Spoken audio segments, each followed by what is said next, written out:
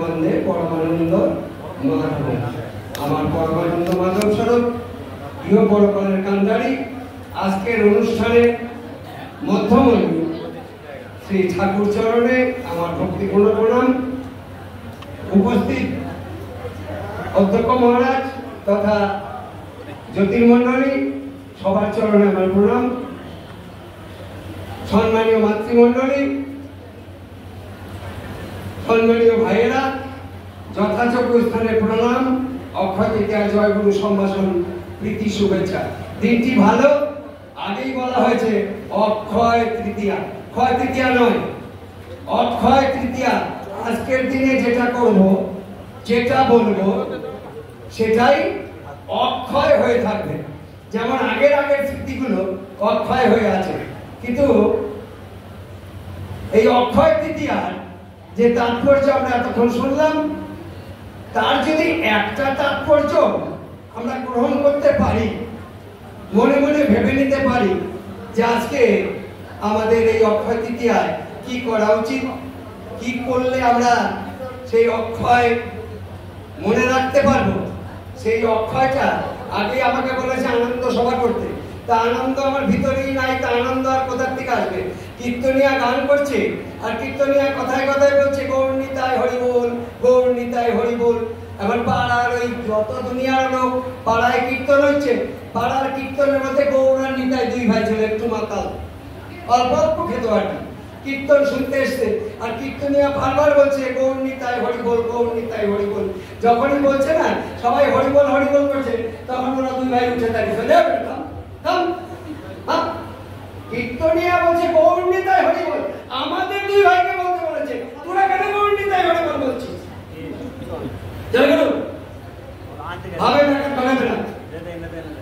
কীর্তনিয়া গৌর নিতাই হরি বল বলছে, তাহলে গৌর আর নিতাই তো আমরা দুটো ভাই, তোরা কেন হরি বল বলছিস? আমরা দুই ভাই বলবো। আমাদের ভাব যেন তেমন হয়, গৌর নিতাই হরি বল। একজনা দেখুন বেড়াতে গিয়েছে কলকাতায়, উৎসবে গিয়ে আচ্ছা করে এই যে আমরা একটু করে যে প্রসাদ পাবো, এই মহাপ্রসাদ গ্রহণ করেছে। মহাপ্রসাদ গ্রহণ করে এইবার শিয়ালদে এসে টিকিট কেটেছে, শিয়ালদে এসে বাড়ি তার শ্যামনগর, এইবার শ্যামনগরের টিকিট কেটেছে। শ্যামনগরের টিকিট কাটার পরে এইবার গাড়িতে প্রচন্ড ভিড়, আর ওরা গরমের মধ্যে দৌড়িয়ে এসে খিচুড়ি খেয়ে ট্রেন ধরেছে। এসে ওই ট্রেন যখন চলতে লেগেছে, তখন আরামসে ওরা ঘুমিয়ে পড়েছে, আরামসে ট্রেনের মধ্যে ঘুমিয়ে পড়েছে। আরে বাবা, হাওড়ার থেকে শ্যামনগর কত, শিয়ালদার থেকে শ্যামনগর কতক্ষণ? কয়েকটা স্টেশন। হ্যাঁ, এইবার যখন ঘুমিয়ে পড়েছে, এইবার তো আর হুঁশ নাই। এইবার গাড়ি এসে কৃষ্ণনগরে দাঁড়িয়েছে। কৃষ্ণনগরে যখন দাঁড়িয়েছে লাস্ট স্টপেজ, এইবার সবাই নামবে, সবাই নেমে যাচ্ছে। গাড়ির থেকে যখন সবাই নেমে যাচ্ছে, ওই হই হল্লা আওয়াজে ওরা ঘুম ভেঙে গেছে ওদের। আরে ওর গিন্নি কিন্তু মেরে যাবো, শুনছো? আরে কোথায় এলাম গো? হ্যাঁ, দিয়ে বাস দেখে বাইরে বেরিয়ে ওই বোর্ড দেখছে কৃষ্ণনগর, বলছে সর্বনাশ করেছে, কোথায় নামবো? শ্যামনগর, আর কোথায় কৃষ্ণনগর চলে এলাম। এবার সবাই যখন নেমে গেছে, লাস্টে বাবু নেমে ওই আঁকি উকি তাকাচ্ছে এদিক ওদিকে, কালো শার্ট দেখা যায় কিনা, কালো শার্ট দেখা যায় কিনা। যখন ওরা তো আবার চোখ চিনে, ওরা চোখ চিনে বুঝে কে টিকিট কেটেছে না চিনে, ওদের এরকম ট্রেনিং পাত্র। এইবার এসে বাস বাবু হাজির, এই টিকিট দেখি। হ্যাঁ, বলছি টিকিট দেখবে, টিকিটটা বের করে দিচ্ছে, সরল মনে টিকিট বের করে দিচ্ছে। বলছে এ বাবা, এত শ্যামনগরের টিকিট? হ্যাঁ, বলছি শ্যামনগর হলো তো কি হলো? হ্যাঁ, এলাম তো, টিকিট তো কেটেছি। হ্যাঁ, বলছে না না, এটা কৃষ্ণনগর। বলছে তুমি কি হিন্দু? হ্যাঁ, তুমি কি হিন্দু? ঠিকই বলছে, টিকিট চেকের সঙ্গে হিন্দু মুসলিম খ্রিস্টান কি আছে? হ্যাঁ, তুমি কি হিন্দু? বলছে হ্যাঁ আমি হিন্দু, রীতিমতো হিন্দু। বলছে আচ্ছা বলো তো, শ্যাম আর কৃষ্ণ কি আলাদা? শ্যাম আর কৃষ্ণ কি আলাদা? আরে আমি শ্যামনগরের টিকিট কেটেছি, কৃষ্ণনগর এসেছি, তাতে তোমার অসুবিধাটা কি? আমরা এই যে আনন্দ করছি, শুধু আনন্দ করলে হবে না, আনন্দ কিছু কিছু নিয়ে যেতে হবে, আবার কিছু কিছু দিয়ে যেতে হবে। আচ্ছা বলুন তো, এই যাদের এই যারা মনে করেন যে আমাদেরকে আপন মনে করে না, আমাদেরকে নিজের মনে করে না, ঠাকুরকে অল্প অল্প ভালোবাসে, বেশি দূরে বসে আছে, দেখেন কতটা দূর, এরা দুটো পার্টি। আচ্ছা একটু কি সামনে এসে এগিয়ে বসা যায় না? একটু কি আমাদের কাছে কাছে আসা যায় না? নিজের মনে বলা যায় না? একটু খাপছাড়া মনে হচ্ছে। হ্যাঁ, তো বলছেন যে ট্রেনে যেতে যেতে রেল কোম্পানি সব রকম ব্যবস্থা করেছে। এখন লিখে দিয়েছে এই গাড়ি আপনার জাতীয় সম্পত্তি, জায়গায় জায়গায় দেখবেন লেখা এই গাড়ি জাতীয় সম্পত্তি, ট্রেনের ধার্য পদার্থ বহন করবেন না, অমুক না তমুক না, নানান রকম লেখা আছে। তা আমাদের ওই বেলডাঙ্গার এদিককার একজন একটা ছোট ফ্যান ট্রেনটিকে খুলে নিয়ে পাশে লিখে দিয়েছে আমার এই সম্পত্তি আমি বুঝিয়া লইলাম। দেখুন তো, এই গাড়ি জাতীয় সম্পত্তি তাহলে আমার, তাহলে আমি একটা ফ্যান খুলে নিয়ে ওখানে লিখে দিয়েছি এই আমার সম্পত্তি আমি বুঝিয়া লইলাম। সে ভালো করে নাকি? তাহলে আজকে সত্যি অনেক মনে বলার ইয়ে থাকে, কিন্তু ওই মনে হয় না, মুর্শিদাবাদের ভাষা না বললেও নয়। মুর্শিদাবাদে এইরকমই আজকের এই মনে করেন যে এখন যে আমের পরিস্থিতি, এর থেকে ছোট ছোট আম কেবল মানে মুকুল হয়েছে, মুকুলে কেবল মুঠি ধরেছে। এইবার ওই মামার ভাগ্নে দুজনে আম বাগান পাহারা দিচ্ছে। এই আম বাগানে যেমন ঘর করে পাহারা দেয়, দেখতে পাবেন ওই আম বাগান পাহারা দিচ্ছে। এবার পাহারা দিতে গিয়ে রাত্রিবেলায় অন্ধকারে জয়গুরু ওরা হেরিকেন নিয়ে এইবার রান্না করছে। মামা ভাগ্নে রান্না করছে। এইবার রান্না হয়ে গেছে। এবার কুপির আলো, কুপি চেনেন তো? কুপি চেনেন তো? না, ধন্য হলাম। কুপি এবার কুপি চালিয়ে রান্না করছে, অন্ধকার অবস্থা। এইবার ডাল আর ভাত রান্না করেছে।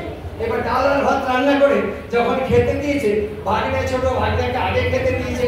এবার ভাগ্না যখন খাচ্ছে, হ্যাঁ, খেতে ভাগ্নে ওই একটা কিছু চুষছে। বলে মামু কি বলছিস না? তা বলছে হামে কি হাংসু দিয়েছিলি রে? হ্যাঁ, তা বলছে সারা বলছে কি রে হাংসু করি বাবা রে, আমি তো কেবল মুকুল ধরেছে।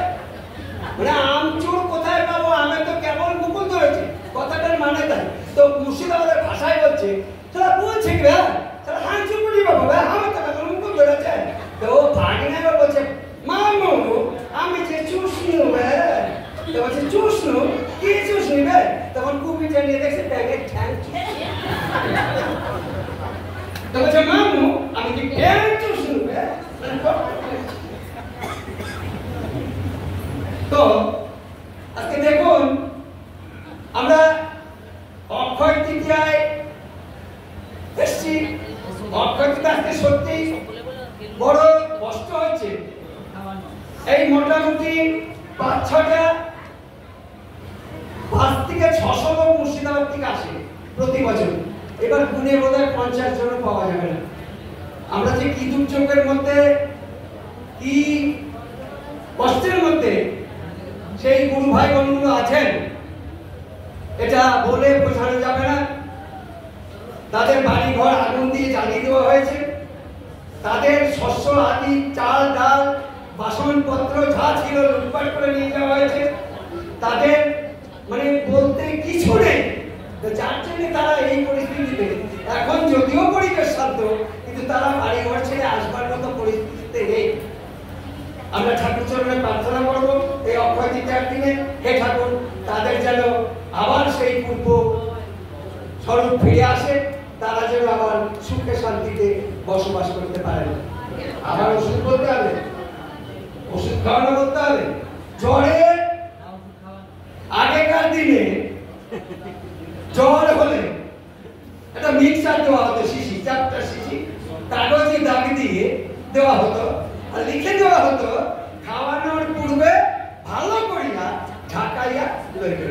থাকতো কিনা যারা পুরনো আছেন? এটা হ্যাঁ বলেন, তাহলে অসুবিধা। হ্যাঁ, এই তো বলার জোর আছে। সকালে টিভি দিয়েছে, এখন কত জোর, খুব জোরে করে হ্যাঁ বলছি। তো বলছে ভালো করিয়া ঢাকাইয়া লইবেন। এইবার নাতির জ্বর হয়েছে, নাতির প্রচন্ড জ্বর। এইবার ঠাকুমা ওষুধ খাওয়াতে গেছে। ওষুধ খাওয়াতে গিয়ে এইবার ঠাকুমা ওষুধ খাওয়াতে গিয়ে যখন শিশিটা তুলেছে, আরে কি লেখা? তখন দেখছি ও খাওয়ানোর আগে ভালো করিয়া ঢাকাইয়া লইবেন। এইবার ওই ওষুধের শিশিটা রেখে দিয়ে নাতিকে জোর বলছে ঠাকুমা করো কি?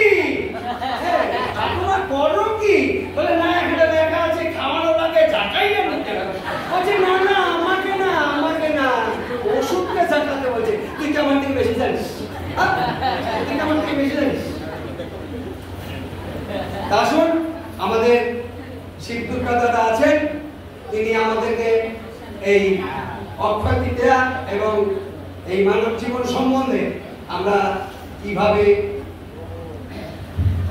দিন কাটাবো, আমরা সদ্গুরু শিষ্য হয়ে আমরা যাতে সেই কিছু একটা নিয়ে এখান থেকে যেতে পারি, উনি আমাদেরকে সেই কথাগুলো, সেই আমাদেরকে কত করণীয় কি অকরণীয় কি, উনি জ্ঞানীজন মানুষ, উনি আমাদের সামনে আসছেন এবং আমরা ওনার কাছে এই কথাগুলো শুনবো। আর এই আনন্দগুলো আমরা অতি অবশ্যই যেন এই যে কথাগুলো বলা হলো, এই কথাগুলো আমরা শেষে, অনুষ্ঠান শেষে আমাদের মধ্যে অনেকেই চলে গিয়েছেন গত অক্ষয় তৃতীয়ার পরে, আজকের অক্ষয় তৃতীয়ায় তারা আমাদের মধ্যে নেই, আমরা পরে তাদের উঠে দাঁড়িয়ে তাদের স্মরণ করব। এই আমাদের শিবদুর্গা দাদা এখন আমাদের সামনে আসছেন।